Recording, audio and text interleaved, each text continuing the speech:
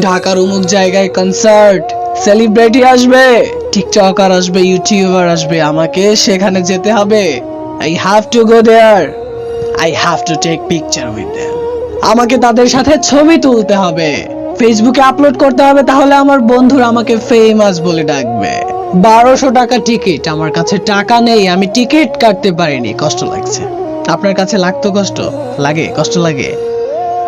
আসমান জমিনের মালিক, সূর্যের মালিক, চাঁদের মালিক, সৌর জগতের মালিক আমার আপনার মালিক কে? আল্লাহ।